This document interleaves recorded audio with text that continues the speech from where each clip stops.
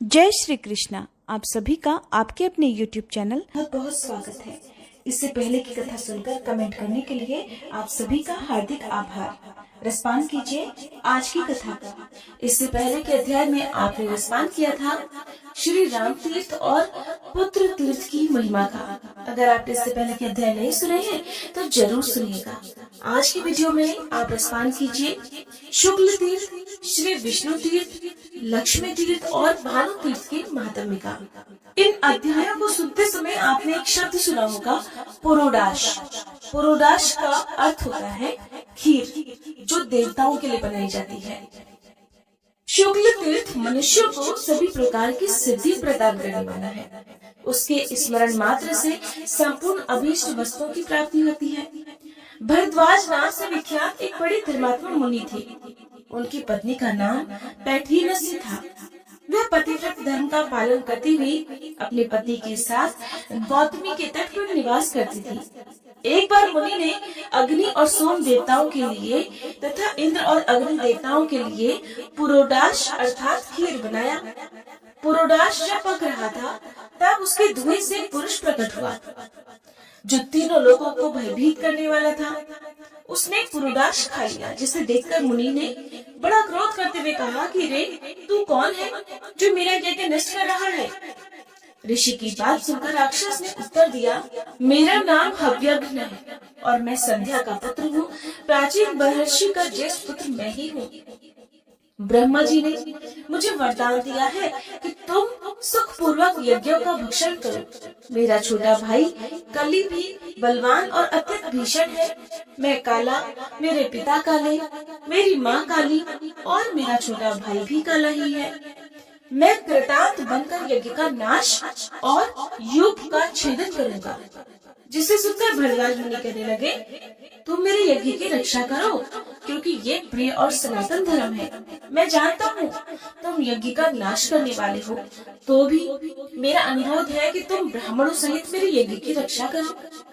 यज्ञज्ञ ने सुना तो कहने लगा कि ये भरद्वाज, तुम संक्षेप में मेरी बात सुनो।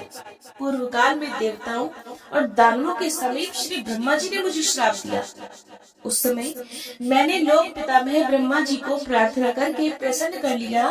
तब उन्होंने कहा, जब श्रेष्ठ मुनि तुम्हारे ऊपर अमृत का छींटा दे, तब तुम इस श्राप से मुक्त हो जाओगे। इसके सिवा और कोई दूसरा उपाय नहीं है। हे ब्राह्मण, अब आप जब ऐसा ही करेंगे तब आपकी जो जो इच्छा होगी वो सब पूर्ण हो जाएगी और ये बात कभी भी मिथ्या नहीं हो सकती। यज्ञज्ञ की बात सुनकर भरद्वाज जी ने कहा कि महामते, तुम मेरे सखा हो, अतः जिस उपाय से यज्ञ की रक्षा हो मैं बताओ, मैं उसे अवश्य करूंगा। देवताओं और दैत्यों ने एकत्रित होकर कभी क्षीर समुद्र का मंथन किया था। उस समय बड़े कष्ट से उन्हें अमृत मिला। अब वही अमृत मुझे कैसे सुलभ हो? ये अगर तुम प्रेमवश प्रसन्न हो तो जो सुलभ वस्तु हो वही मांगो। ऋषि की ये बात सुनकर राक्षस ने बड़ी प्रसन्नता के साथ कहा, गौतमी गंगा का जल अमृत है, स्वर्ण अमृत कहलाता है, गाय का घी भी अमृत है और सोम को भी अमृत ही माना जाता है। इन सब के द्वारा मेरा अभिषेक करो, अथवा गंगा का जल, घी और स्वर्ण, इन तीनों वस्तुओं से ही अभिषेक करो। सबसे उत्कृष्ट एक दिव्य अमृत है, वो है गौतमी गंगा का जल। ये सुनकर भरद्वाज मुनि को बड़ा संतोष हुआ। उन्होंने बड़े आदर के साथ गंगा का अमृतमय जल हाथ में लिया और उससे राक्षस का अभिषेक किया, जिससे वह महाबली राक्षस शुक्ल वर्ण का होकर प्रकट हुआ। जो पहले तो काला था, अब वह क्षण भर में ही गोरा हो गया। प्रतापी भरद्वाज ने यज्ञ समाप्त करके ऋत्विजों को विदा किया, जिसके बाद राक्षस ने पुनः भरद्वाज से कहा, हे मुने, अब मैं भी जाता हूँ। तुमने मुझे गौर वर्ण का कर दिया। तुम्हारे इस तीर्थ में जो लोग भी स्नान, दान और पूजन आदि करेंगे, उन सभी को अभीष्ट फलों की सिद्धि होगी। इसके स्मरण मात्र से सभी पाप नष्ट हो जाएं। तब से वह शुक्ल तीर्थ के नाम से विख्यात हुआ। दंडकारण्य में गौतमी गंगा के तट पर वह तीर्थ स्वर्ग का खुला हुआ दरवाजा है। वहाँ गंगा जी के दोनों तटों पर 7000 तीर्थ हैं, जो सभी प्रकार की सिद्धि देने वाले हैं।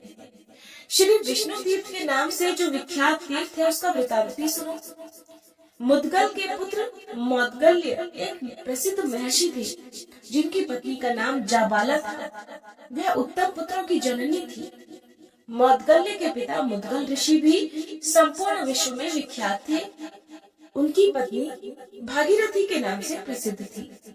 मौद्गल्य ऋषि प्रातःकाल ही गंगा स्नान करते ही उनका नित्य कर्म था। गंगा के तट पर कुश, मिट्टी और शमी के फूलों से वे प्रतिदिन भगवान का पूजन करते। गुरु के बताए हुए मार्ग से अपने हृदय कमल के भीतर वे प्रतिदिन भगवान विष्णु का आवाहन करते थे। उनके आवाहन करते ही शंख, चक्र और गदाधारी लक्ष्मीपति जगन्नाथ गरुड़ पर आरूढ़ होकर तुरंत वहां आते थे। फिर मौद्गल्य ऋषि द्वारा यत्न पूर्वक पूजित होने पर वे कुछ समय तक उन्हें विचित्र विचित्र कथाएं सुनाया करते। कथा काल में, कथा वार्ता में जब तीसरे पहर का समय हो जाता, तब भगवान विष्णु से बार बार कहते कि पुत्र अब अपने घर को जाओ, तुम बहुत थक गए होगे। इस प्रकार भगवान के आग्रह करने पर वे घर लौटते थे। उनके जाने पर भगवान देवताओं के साथ अपने धाम को लौट जाते थे। मौद्गल्य भी प्रतिदिन कुछ लेकर अपने घर जाया करते थे और पत्नी को अपना उपार्जित धन देते थे। मौद्गल्य की पत्नी जाबाला बड़े पतिव्रता थी। उसके स्वामी शाक, फल अथवा मूल जो कुछ भी ला देते उसे ही वह लेकर उसका संस्कार करती और पहले अतिथियों, बालकों तथा अपने पति को परोसती। इन सब को भोजन देकर फिर वह स्वयं अन्न ग्रहण करती। जब सभी लोग भोजन कर लेते तब वह अन्न ग्रहण करती और मौद्गल्य मुनि प्रतिदिन रात में प्रसन्नता पूर्वक श्री विष्णु के मुख से सुनी हुई कथाएं फिर सबको सुनाया करते। इस प्रकार बहुत समय व्यतीत होने के बाद मौद्गल्य मुनि ने पत्नी, पुत्र, भाई, बंधु और माता पिता के साथ उत्तम भोग भोगे और अंत में मोक्ष भी प्राप्त कर लिया। तब से वह तीर्थ मौद्गल्य तीर्थ और श्री विष्णु तीर्थ के नाम से प्रसिद्ध हुआ। वहाँ का स्नान और दान भोग और मोक्ष देने वाला है। अगर किसी तरह उस तीर्थ के नाम का श्रवण अथवा उसका स्मरण ही हो जाए तो फिर भगवान विष्णु प्रसन्न हो जाते हैं और वह मनुष्य पापों से मुक्त होकर सुखी हो जाता है। वहाँ गौतमी के दोनों तटों पर 11,000 तीर्थ हैं, जो स्नान, दान और जप आदि करने से सभी पदार्थ देने वाले हैं। श्री ब्रह्मा जी कहते हैं, नारद, विष्णु तीर्थ के बाद लक्ष्मी तीर्थ है, जो लक्ष्मी की वृद्धि और दरिद्रता का नाश करने वाला है। उसका पवित्र इतिहास बताता हूँ, ध्यान पूर्वक सुनो। पूर्व काल की बात है। लक्ष्मी और दरिद्रा देवी में संवाद हुआ। वे दोनों एक दूसरे का विरोध करती भी संसार में आई। तीनों लोकों में कोई भी वस्तु ऐसी नहीं है जहाँ ये व्याप्त न हो, और दोनों ही कहने लगी कि मैं बड़ी हूँ, मैं बड़ी हूँ। लक्ष्मी ने सलाह दी कि देहधारियों का कुल, शील और जीवन मैं ही हूँ, मेरे बिना वे जीते हुए भी मृतक के समान है। लक्ष्मी की बात सुनकर दरिद्रा ने भी तर्क उपस्थित किया। नारद, दरिद्रा इस प्रकार कहने लगी कि मैं ही सबसे बड़ी हूँ, क्योंकि मुक्ति सदा मेरे ही अधीन है। जहाँ मैं जाती हूँ, जहाँ मैं हूँ, वहाँ काम, क्रोध, मद, लोभ और मात्सर्य ये दोष कभी नहीं रहते। भय, उन्माद, ईर्ष्या और उद्दंडता का भी अभाव रहता है। दरिद्रा की बात सुनकर लक्ष्मी ने प्रतिवाद किया, मुझसे अलंकृत होने पर सभी प्राणी सम्मानित होते हैं। निर्धन मनुष्य शिव के ही समान तुल्य क्यों न हो, सभी के द्वारा तिरस्कृत होता रहता है। मुझे कुछ दीजिए। ये वाक्य मुंह से निकालते ही बुद्धि, शरीर, लज्जा, शांति और कीर्ति, ये शरीर के 5 देवता तुरंत निकल कर चल देते हैं। गुण और गौरव तभी तक टिके रहते हैं जब तक मनुष्य दूसरों के सामने हाथ नहीं फैलाता। जब पुरुष याचक बन गया तब कहाँ गुण और कहाँ गौरव। जीव तभी तक सबसे उत्तम समस्त गुणों का भंडार और सभी लोगों का वंदनीय रहता है जब तक वह दूसरे से याचना नहीं करता। प्राणियों के लिए निर्धनता सबसे बड़ा कष्ट और बड़ा पाप है, क्योंकि निर्धन मनुष्य को न तो कोई आदर देता, न उससे बात करता और न उसका स्पर्श ही करना चाहता है। अतः दरिद्र मैं ही श्रेष्ठ हूँ, तू मेरी बात कान खोलकर सुन ले। लक्ष्मी का ये दर्पयुक्त वचन सुनकर दरिद्रा बोली, लक्ष्मी, मैं बड़ी हूँ ये बारंबार कहते हुए तुझे लज्जा नहीं आती? तू श्रेष्ठ पुरुषों को छोड़कर सदा पापियों में ही रमती रहती है। जो तेरा विश्वास करता है तू उसके साथ वंचना करती है, फिर बड़ी बड़ी डींगे कैसे हाँक रही है? तेरे मिलने पर मनुष्य को जैसा भारी पश्चाताप सहना पड़ता है, वैसा उसे सुख नहीं मिलता। मदिरा पीने से भी पुरुष को वैसा भयंकर नशा नहीं होता जैसा तेरे समीप रहने मात्र से विद्वानों को भी हो जाता है। लक्ष्मी, तू सदा प्रायः पापियों के साथ ही क्रीड़ा करती है। मैं योग्य और धर्मशील पुरुषों में सदा निवास करती हूँ। भगवान शिव और श्री विष्णु के भक्त, कृतज्ञ, महात्मा, सदाचारी, शांत, साधु, विद्वान, शूरवीर और बुद्धि वाले श्रेष्ठ पुरुषों में मेरा निवास है। अतः श्रेष्ठता तो सदा मुझ में ही है। तेजस्वी ब्राह्मण, व्रत परायण सन्यासी और निर्भय मनुष्यों के साथ मैं रहा करती हूँ, कि तू कहाँ रहती है ये भी सुन ले। पाप परायण, राज कर्मचारी, निष्ठुर, खल, चुगलखोर, लोभी, विकृतांग, शठ, अनार्य, कृतघ्न, धर्मघाती, मित्रद्रोही, अनिष्टकारी तथा हृदयहीन मनुष्यों में ही तेरा निवास है। इस तरह विवाद करते हुए वे दोनों मेरे पास आई। नारद, मैंने उनकी बात सुनी और इस प्रकार कहा कि पृथ्वी तथा आप अर्थात जल, ये दोनों देवियां मुझसे ही प्रकट हुई हैं। स्त्री होने के कारण वे स्त्री के विवाद को समझ सकती हैं और कोई नहीं समझ सकता। उनमें भी जो कमंडलों से प्रकट होने वाली नदियां हैं, वे श्रेष्ठ हैं। उन सरिताओं में भी गौतमी देवी तो सर्वश्रेष्ठ है। अतः वे ही तुम्हारे विवाद का निर्णय करेंगी, वे ही सबकी पीड़ाओं को हरेंगी और सभी के संदेहों का निवारण करने वाली है। मेरे कहने से वे दोनों पृथ्वी और जल के पास गई और उन सबको साथ लेकर फिर गौतमी देवी के पास पहुंची। भूदेवी और आपू देवी ने अर्थात जल देवी ने गौतमी से लक्ष्मी और दरिद्रा का विवाद स्पष्ट रूप से कह सुनाया। उन दोनों के विवाद को समस्त लोकपाल पृथ्वी और जल के मध्यस्थ की तरह सुन रहे थे। उस समय गंगा ने दरिद्रा से कहा, ब्रह्मश्री, तपश्री, यज्ञश्री, कीर्ति, धनश्री, यशश्री, विद्या, प्रज्ञा, सरस्वती, भोगश्री, मुक्ति, स्मृति, लज्जा, धृति, क्षमा, सिद्धि, तुष्टि, पुष्टि, शांति, जल, पृथ्वी, अहम शक्ति, औषधि, श्रुति, शुद्धि, रात्रि, द्युलोक, आशीष, स्वस्ति, व्याति, माया, उषा, शिवा आदि जो कुछ भी संसार में विद्यमान है, वे सब लक्ष्मी जी के द्वारा व्याप्त हैं।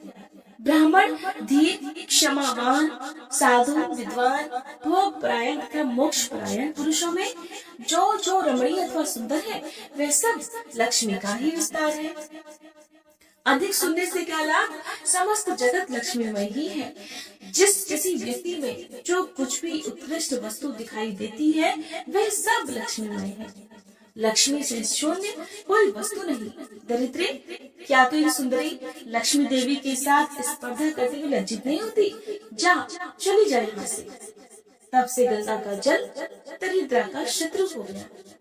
तभी तक दरिद्रता का कष्ट उठाना पड़ता है जब तक गंगा जी का सेवन न किया जाए। तब से लक्ष्मी तीर्थ लक्ष्मी नाशक हो गया। वह स्नान और दान करने से मनुष्य लक्ष्मीवान तथा पुण्यवान होता है। हे महामते, वहाँ देवताओं तथा ऋषि मुनियों द्वारा सेवित 6000 तीर्थ हैं, जो सब के सब सिद्धि प्रदान करने वाले हैं। उसके बाद विख्यात भानु तीर्थ है, जो मनुष्य को सभी प्रकार की सिद्धि देने वाला है। वहाँ का वृतांत महापातकों का नाश करने वाला है। उसे बतलाता हूँ, सुनो। शर्यती नाम से विख्यात एक परम धर्मात्मा राजा थे। उनकी पत्नी का नाम स्थविष्ठा था। रानी इस भूतल पर सबसे सुंदरी थी। संयमी पुरुषों में श्रेष्ठ विश्वामित्र कुमार ब्रह्म ऋषि मधुच्छंदा राजा शर्यती के पुरोहित थे। एक समय की बात है, वीरवर राजा शर्यती अपने पुरोहित को साथ लेकर दिग्विजय के लिए निकले। राजा संपूर्ण दिशाओं पर विजय पाकर लौटते समय मार्ग में सेना का पड़ाव डाला गया। उस समय उन्होंने अपने पुरोहित को उदास देखा तो पूछा, विप्रवर, आप इतने खिन्न क्यों हैं? मैंने तो पृथ्वी को जीता और बड़े बड़े राजाओं पर विजय पाई। ये तो महान हर्ष का अवसर है और ऐसे खुशी के अवसर पर आप दुखी हो रहे हैं। सच सच बताइए, क्या कारण है? तब मधुच्छंदा ने राजा को संबोधित करके कहा कि राजन, जब एक पहर दिन रहेगा तब हम लोग यात्रा करेंगे। इसी में रात आधी बीत जाएगी, उधर इस शरीर की स्वामिनी मेरी प्रियतमा काम के वशीभूत होकर मेरी राह देखती है। उसका स्मरण करके मेरा शरीर सूखा जा रहा है। काम जनित विकार उत्पन्न होने पर वह कमल के समान मुखारी सुंदरी जीवित तो मिलेगी ना। ये सुनकर राजा हंस पड़े और पुरोहित से कहने लगे, ब्राह्मण, आप मेरे गुरु और मित्र हैं, फिर आप अपने आप को बार बार विडंबना में क्यों डाल रहे हैं? संसार का सुख तो क्षणभंगुर है, उसमें आप जैसे महात्माओं की आस्था कैसी? मधुचंदा बोले, हे राजन, जहाँ पति पत्नी दोनों एक दूसरे के अनुकूल रहते हैं, वहीं धर्म, अर्थ और काम की वृद्धि होती है। अतः अपनी पत्नी के प्रति यह अनुराग दूषण नहीं, भूषण ही मानना चाहिए। फिर राजा विशाल सेना के साथ अपने देश में आए। उन्होंने पत्नी के प्रेम की परीक्षा लेने के लिए नगर से यह संदेश भेज दिया कि राजा शर्याती दिग्विजय के लिए गए थे। वहाँ एक राक्षस पुरोहित सहित राजा को मारकर रसातल में चला गया। दूत के मुख से ये संदेश सुनकर रानी इसकी सत्यता का पता लगाने लगी, किंतु मधुचंदा की पत्नी ने तुरंत प्राण त्याग दिए। ये एक अद्भुत बात हो गई। दूतों ने उसकी मृत्यु का हाल महाराज से जाकर कहा, साथ ही रानियों की चेष्टा भी बताई, जिससे राजा को बड़ा विस्मय हुआ, दुख भी हुआ। उन्होंने दूतों से कहा कि तुम लोग जाकर ब्राह्मणी के शरीर की रक्षा करो और नगर में ये बात फैला दो कि राजा अपने पुरोहित के साथ राजधानी में आ रहे हैं। ऐसा कहकर राजा चिंता से व्याकुल हो उठे। उसी समय आकाशवाणी हुई, राजन, इस पृथ्वी पर गौतमी गंगा सब प्रकार के संकटों की शांति करने वाली तथा पावन है। वे आपका संपूर्ण मनोरथ सिद्ध करेंगे। आकाशवाणी सुनकर शर्याती गौतमी के तट पर गए। उन्होंने ब्राह्मणों को धन दिया, पितरों और द्विजों को तृप्त किया और अपने पुरोहित को धन के साथ ये कहकर भेजा कि आप अन्य तीर्थों में जाकर धन दान कीजिए। राजा का ये सब कार्य पुरोहित नहीं जानते थे। उनके चले जाने पर राजा ने सेना को भी भेज दिया और स्वयं अकेले ही गंगा तट पर रह गए। उन्होंने गंगा, सूर्य तथा देवताओं को सुनाकर कहा, यदि मैंने दान, होम और प्रजा पालन किया हो तो इस सत्य के प्रभाव से वह पतिव्रता ब्राह्मणी मेरी आयु लेकर जीवित हो जाए। ऐसा कहकर राजा अग्नि में प्रवेश कर गए और उसी समय पुरोहित की पत्नी जीवित हो गई। राजगुरु मधुचंदा को जब ये बात मालूम हुई कि राजा अग्नि में प्रवेश कर गए और मेरी पतिव्रता पत्नी मरकर फिर जी उठी, तो उसी के लिए महाराज ने अपने जीवन का परित्याग किया है। तब उनका ध्यान अपने कर्तव्य की ओर गया। उन्होंने सोचा, मैं भी अग्नि में प्रवेश करके अपने प्रिय मित्र के पास जाऊं अथवा यही रहकर तपस्या करूं। अंत में वे इस निश्चय पर पहुंचे कि मेरा कर्तव्य तथा पुण्य कार्य यही है कि पहले राजा को जीवित करूं, उसके बाद प्रिया के पास जाऊं। ये विचार कर उन्होंने सूर्य देव का स्तवन किया, क्योंकि उनके सिवा दूसरा कोई संपूर्ण अभीष्ट वस्तु को देने वाला नहीं है। मधुचंदा बोले, मुक्ति स्वरूप अमित तेजस्वी भगवान सूर्य को नमस्कार है। ओंकार के अर्थभूत छंदोमयी देव को नमस्कार है, जो विरूप स्वरूप त्रिगुण त्रिमूर्ति सृष्टि पालन और संहार के हेतु तथा सबके प्रभु हैं। उन भगवान सूर्य को नमस्कार है। इस स्तोत्र से प्रसन्न होकर भगवान सूर्य ने कहा, वत्स कोई वर मांगो। तब मधुचंदा बोले, हे देवेश्वर, राजा को जीवन दान दे दीजिए।